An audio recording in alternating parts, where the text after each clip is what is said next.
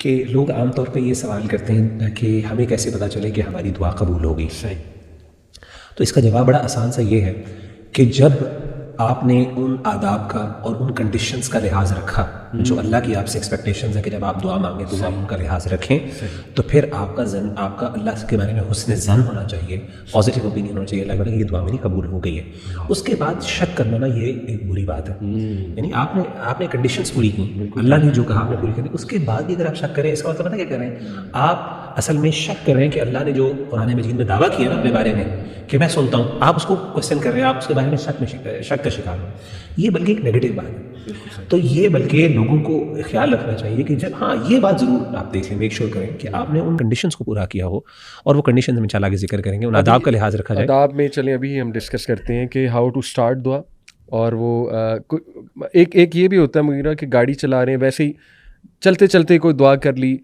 ضروری تو نہیں کہ ہر بار ہی اسی طرح سے آغاز کیا جائے دعا کا. کچھ ہوتا ہے نا کہ دل میں کوئی دعا کر لی, اس کو بھی ذرا آپ ایکسپلین کریں کہ کیا یہ بھی ٹھیک ہے؟ ہاں بالکل, دل میں بھی کی جا سکتی ہے, جنرلی جو ہے دل میں بھی کی جا سکتی ہے. اور حدیث میں آتا ہے اللہ کے رسول صلی اللہ علیہ وسلم نے فرمایا کہ ایک دفعہ ایسا ہوتا ہے کہ دعا کی قبولیت کا وقت ہوتا ہے اور اللہ تعالیٰ قبول کر لیتے ہیں. تو دل میں کبھی انسان کے دل میں آئے, دیکھیں دعا کا جو آئیڈیل وے ہے نا وہ یہ ہے کہ کچھ امپیڈیمنٹس ہیں ان کا آپ نے خیال رکھنا ہے کہ وہ نہ ہوں.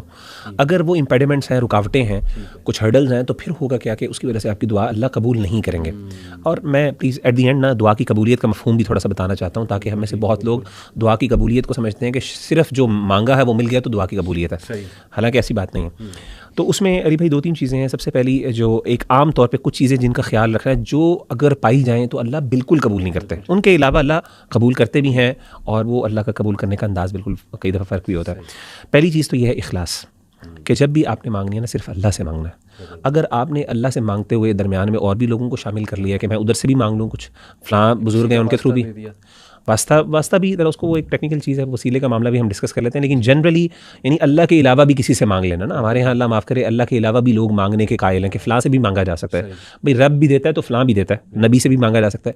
تو ایسی دعاؤں کو اللہ قبول نہیں کرتے, جو مرضی ہو جائے. اگر وہ آپ کو بظاہر وہ چیز مل بھی رہی ہے اللہ معاف کرے تو وہ آزمائش ہے, وہ اللہ کی طرف سے ایک بہت بڑی آپ کے لیے آزمائش ہے, وہ دعا کی قبولیت نہیں ہے, کیونکہ وہ نہیں.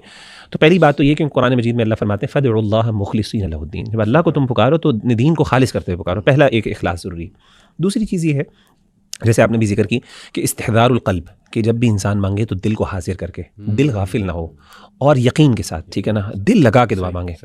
کیونکہ وہ جو دعا جو دل سے نکلتی ہے وہ اثر رکھتی ہے, سیدھی سی بات ہے, ٹھیک ہے نا. تو دل سے مانگی ہوئی دعا واقعی اللہ تعالیٰ, اور انسان کو واقعی اس پہ پھر اطمینان اور سکون بھی ہوتا ہے. میں نے کئی دفعہ آپ نے بھی دیکھا ہوا, کئی دفعہ ہم دعائیں مانگتے ہیں بہت زیادہ, ہمیں سیٹسفیکشن نہیں ہوتی. اور کئی دفعہ ایسا ہوتا ہے کہ ہم ایسی دعا مانگتے ہیں اس میں انسان کا دل اتنا حاضر ہوتا ہے, اتنی لگن ہوتی ہے کہ تھوڑی دیر بعد بھی انسان کو نا ایک بہت بڑا بوجھ اپنے کندھوں سے اترتا ہوا محسوس ہوتا ہے کہ یار میں نے واقعی اللہ سے مانگ لیا. صحیح بات. اور کئی دفعہ ایسا ہوتا ہے آپ نے گھنٹوں بعد آپ کا دماغ جو ہے نا ادھر ادھر جا رہا ہوتا ہے, آپ ڈسٹریکٹیڈ ہوتے ہیں, اور آپ کو جو ہے نا وہ یعنی آپ کو کہتے ہیں نا آپ کو ایک فیلنگ آف کنٹینٹمنٹ نہیں ہو رہی تھی کہ میں نے یار I have done my job نا.